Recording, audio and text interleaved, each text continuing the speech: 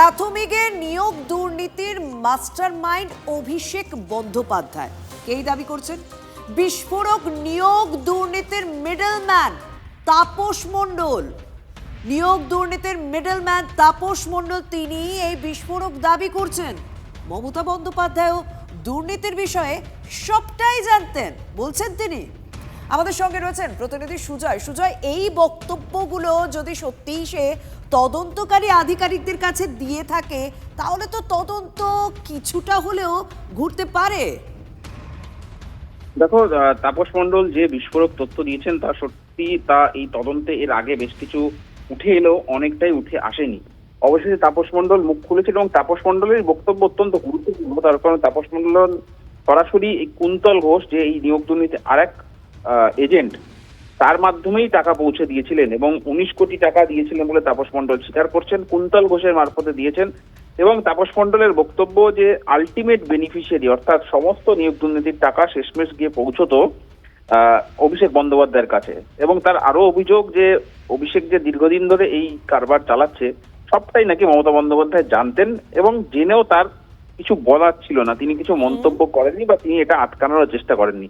সায়নী ঘোষ সম্পর্কেও মুখ খুলেছেন এই তাপস মণ্ডল যে কুন্তল ঘোষ সায়নী ঘোষকে ফ্ল্যাট পাইয়ে দিয়েছিল, গাড়ি পাইয়ে দিয়েছিল এবং এই নিয়োগ দুর্নীতির ক্ষেত্রে যে রন্ধে রন্ধে যে একদম আমরা বরং দর্শকদের শোনাই টিভি9 বাংলাকে এক্সক্লুসিভ কি মন্তব্য করেছে, কি কি বক্তব্য, মানে বলবো বিস্ফোরক বক্তব্য রেখেছে এই নিয়োগ দুর্নীতিতে অভিযুক্ত মিডলম্যান তাপস মণ্ডল, সরাসরি তার মুখ থেকেই। কত টাকা আপনার মাধ্যমে কুন্তলের কাছে গেছে? টোটাল 19,44,50,000 টাকা।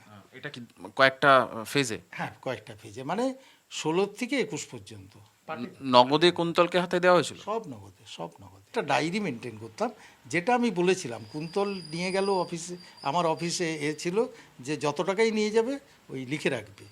আবার যখন টাকা কেউ দিতে যেত ওই ডায়েরিটা সঙ্গে করে নিত, কুন্তলটা সই করে টাকাটা নিত। এই যে 19,44,50,000 টাকার হিসেব কিন্তু কুন্তল সব রিসিভ করেছে।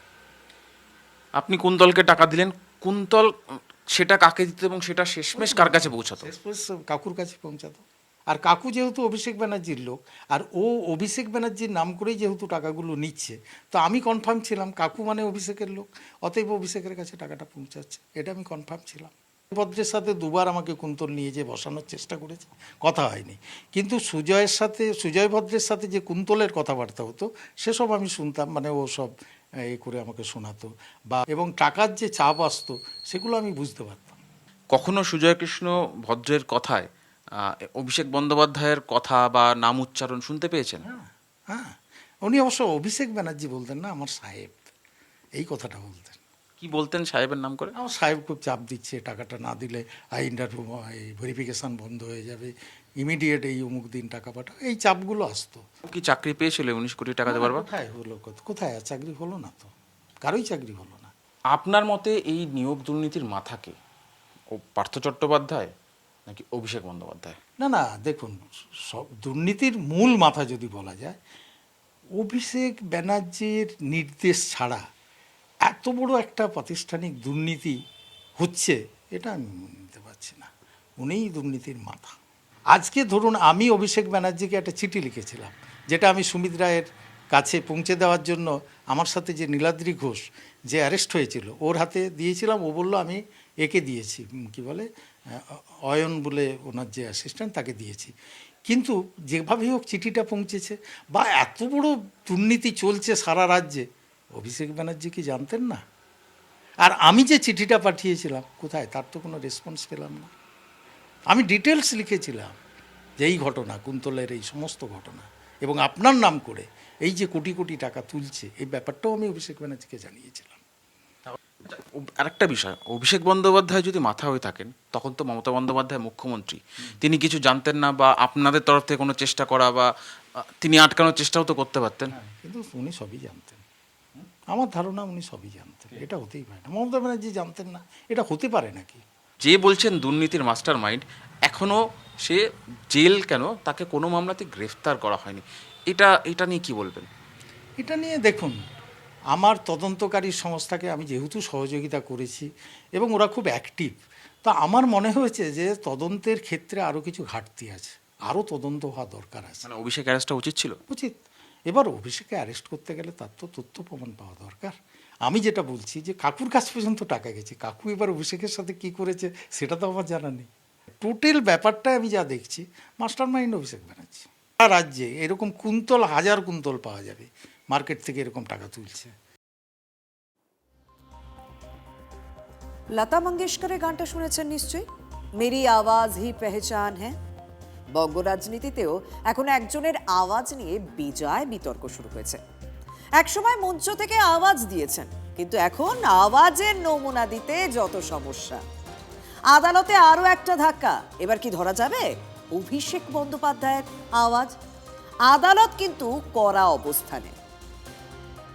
যেখানে এরা বেশি লাফালাফি করবে, শান্তি সম্প্রীতি শৃঙ্খলা বজায় রেখে এবার রবীন্দ্রসঙ্গীতের সাথে একটু ডিজেও বাজবে। ডিজে তো বাজবেই, এমন জোরে বাজবে কান ঝালাফালা করে দেবো। ভোটের আগে মঞ্চ থেকে আওয়াজ দিয়েছিলেন। ভোটের ফলের পর যদিও রাজ্যে ডিজের আওয়াজ শোনা যায়নি, উল্টে যত দিন এগিয়েছে বক্তার আওয়াজও কমেছে। জনতার দরবারের বদলে অভিষেকের ছোটাছুটি এখন শুধুই আইনের দরবার।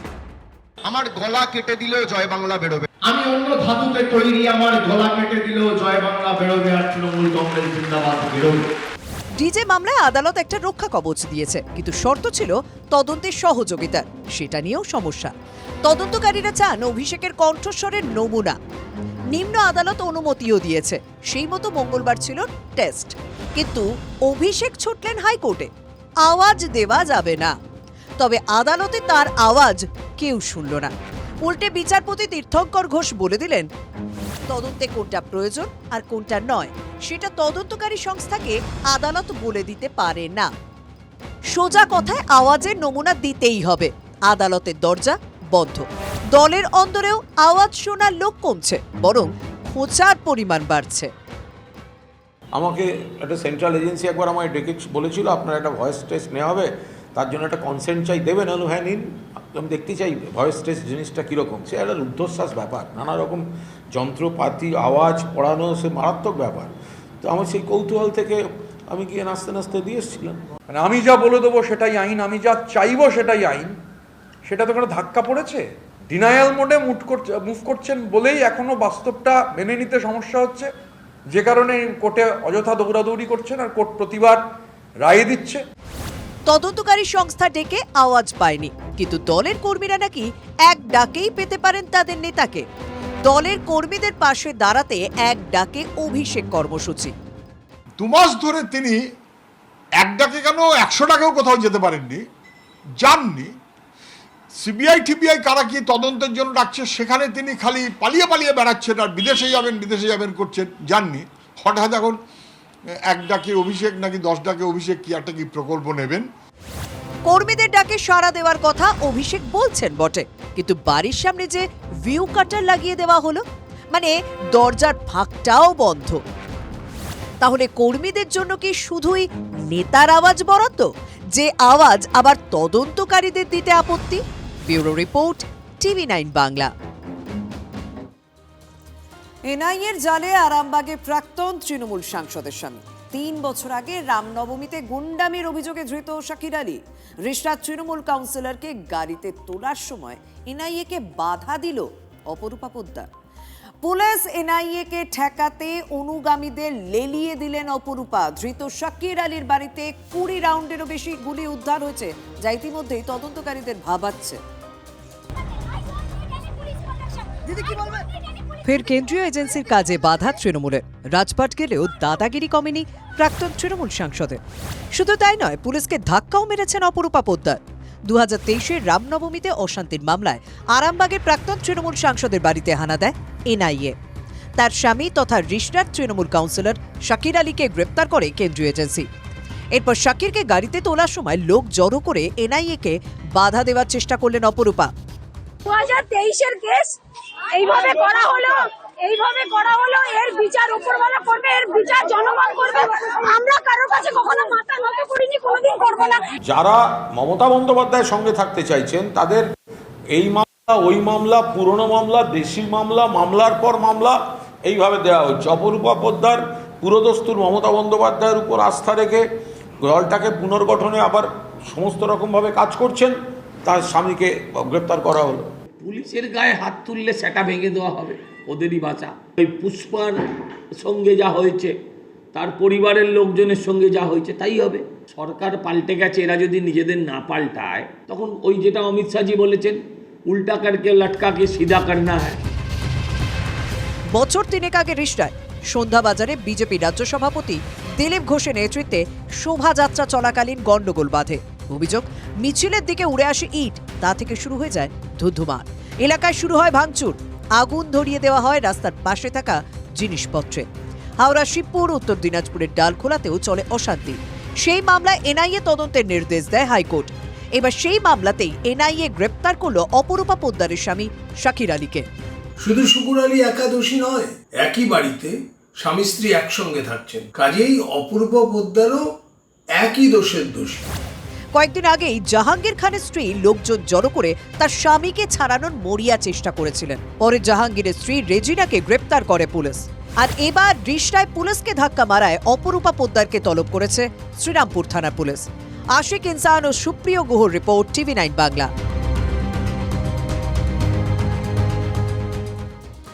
রাজ্যের শিক্ষা ব্যবস্থা নিয়ে প্রশ্নের কোনো শেষ নেই। তৃণমূল জামানায় একের পর এক খামখেয়ালিপনার প্রশ্নের সেই তালিকায় নতুন সংযোজন কালনার বৈদ্যপুর রামকৃষ্ণ বিদ্যাপীঠ। 120 জন ছাত্রীর ভবিষ্যৎ এখন প্রশ্নের মুখে, কিন্তু কেন? দেখুন, 1913 সালে কালনার 2 নম্বর ব্লকে প্রতিষ্ঠা হয়েছিল বৈদ্যপুর রামকৃষ্ণ বিদ্যাপীঠ। ধীরে ধীরে এলাকার বড় স্কুলের তকমাও পায়। মাধ্যমিক পর্যায় পর্যন্ত ছেলেদের স্কুল, একাদশ দ্বাদশ কোয়েড। 1976 সালে প্রথমবার বৈদ্যপুর রামকৃষ্ণ বিদ্যাপীঠ থেকে ছাত্রীরা উচ্চ মাধ্যমিক পরীক্ষায় বসে, কিন্তু 2026-এ রেজিস্ট্রেশন আটকে গেল ছাত্রীদের, কারণ রাজ্যের শিক্ষা দপ্তরের পোর্টালে বৈদ্যপুর রামকৃষ্ণ বিদ্যাপীঠের কোয়েড স্ট্যাটাস নেই। এতদিন তাহলে কিভাবে ছাত্রদের পাশাপাশি ছাত্রীরা ওই স্কুল থেকে উচ্চ মাধ্যমিক পরীক্ষায় বসলো? আগে থেকে আমাদের কোয়েডের অনুমোদন যে ছিল না, এটা আমরা জানতে পেরেছি, এবং এটাও জানতে পেরেছি বয়েজ হিসেবেও এটা অনুমোদন ছিল না। অর্ডারে কোথাও বয়েজ বা কোয়েড বলে উল্লেখ নেই। সংশোধনের কাজটা যখন শুরু হলো, তার আগে যদি স্কুলকে কোনো রকমভাবে ইন্টিমেট করা হতো তাহলে আমরা কিন্তু ভীষণভাবে উপকৃত হতাম, যার জন্য এতগুলো মেয়ের ভবিষ্যৎ অন্ধকারের দিকে চলে যেত না। কোনোদিনই স্কুল কোয়েড ছিল না, তাহলে কিভাবে ছাত্রীদের রেজিস্ট্রেশন হয়েছে? 2019 সালে তৃণমূল সরকারের আমলে তৈরি হয় বাংলার শিক্ষা পোর্টাল। 2019 থেকে 26, 7 বছরে এটা চোখে পড়েনি শিক্ষা দপ্তরের, যার খেসারত দিতে হচ্ছে 120 জন ছাত্রীকে। মাননীয় শিক্ষামন্ত্রী আর মুখ্যমন্ত্রীর কাছে আর্জি জানাচ্ছি যে আমাদের কথা মাথায় রেখে যত তাড়াতাড়ি সম্ভব প্লিজ এই বিষয়টা দেখতে, না হলে একটা বছরের কথা আমাদের ভবিষ্যৎ নিয়ে খুবই চিন্তিত, কারণ আমরা চাইছি না স্কুল থেকে যেতে। এই স্কুলটি ভীষণই ভালো, টিচাররা প্রত্যেকে ভালো, শিক্ষা ব্যবস্থা স্কুলে ভীষণ ভালো। এবার যে উচ্চ মাধ্যমিক হবে তাতেও এই স্কুল থেকে পরীক্ষা দেবে 156 জন ছাত্রী, কিন্তু 11 ক্লাসে পড়া এই 120 জন ছাত্রীর ভবিষ্যৎ কি? মা বাবাদের বেজায় চিন্তা কি অস্বাভাবিক? আমরা তো প্রচুর টেনশনে আছি, মাথার ভেতরে প্রচুর চিন্তা, কিন্তু ওনাদের কাছে আমাদের ওপর মহলের কাছে অনুরোধ যে ওনারা যেন একটা ঠিকঠাক ব্যবস্থা নেন। পোর্টালে দেখা যাচ্ছে যে স্কুলের স্ট্যাটাস দেখাচ্ছে যে এটা বয়েজ। মহকুমা শিক্ষা আধিকারিকের মুখে কুলু। এতদিন তিনি কি করেছেন এখন কিছুই বলতে চান না। আমরা যোগাযোগ করার চেষ্টাও করেছি, কিন্তু তিনি বল ঠেলে দিয়েছেন শিক্ষা দপ্তরের অফিসে। এখন দুশ্চিন্তা যেমন ছাত্রীদের তেমনি তাদের অভিভাবকদের, সেই সঙ্গে স্কুলের যে সমস্ত শিক্ষকরা রয়েছেন তারাও এখন দুশ্চিন্তায় রয়েছেন।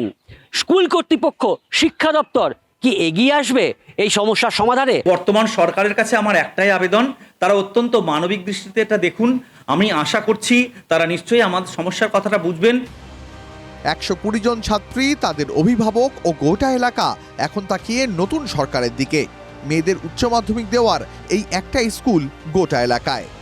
কালনা থেকে কৌশিক দত্তর রিপোর্ট, TV9 বাংলা।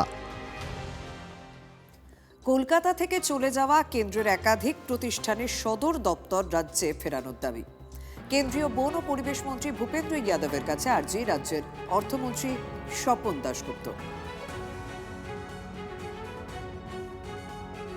আমরা এখানে অনেকগুলো কেন্দ্রীয় সংস্থা ন্যাশনাল সংস্থা বলবো, শুধু কেন্দ্রীয় কেন বলবো, সর্বভারতীয় ক্ষেত্রে ন্যাশনাল সংস্থা যেমন জিওলজিক্যাল ইনস্টিটিউট। আমরা এখন একটা পরিবেশ করতে চাই, একটা ওয়েলকামিং, একটা ক্রিয়েটিভ একটা ইকোনমি তৈরি করতে চাই। নতুন সংস্থাও তো হবে, তাদের হেডকোয়ার্টার যেন কলকাতায় হতে পারে।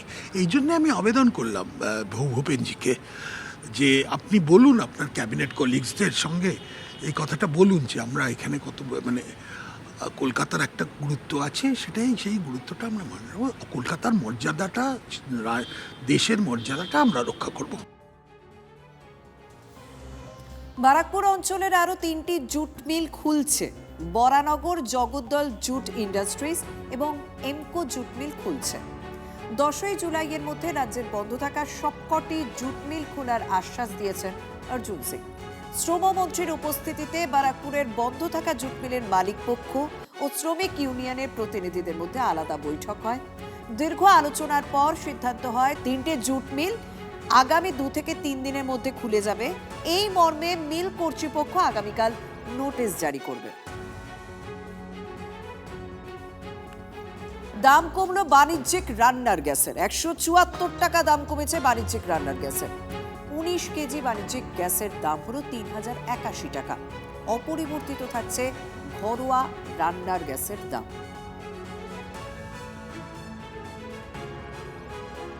পুলিশের জালে বনগা পুরসভার প্রাক্তন চেয়ারম্যান শঙ্কর আঢ্যের ভাই মলয় আঢ্য। মাঝরাতে ব্যবসায়িক প্রতিষ্ঠানে হামলার অভিযোগে গ্রেপ্তার মলয় আঢ্য। মতিগঞ্জে 28 তারিখ রাতে একদল দুষ্কৃতী ব্যবসায়িক প্রতিষ্ঠানে হামলা চালায় বলে অভিযোগ।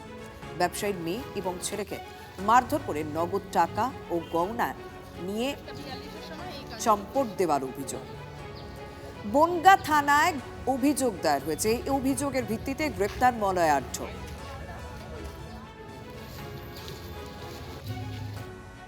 প্রধানমন্ত্রী আবাস যোজনা ও বিভিন্ন সরকারি প্রকল্পের টাকা তছরূপের অভিযোগ, টাকা নয়ছয়ের অভিযোগে গত 20শে জুন বাগদা ব্লকের বয়রা গ্রাম পঞ্চায়েতে তৃণমূল কংগ্রেসের উপপ্রধান অসিত মণ্ডলকে গ্রেপ্তার করে পুলিশ।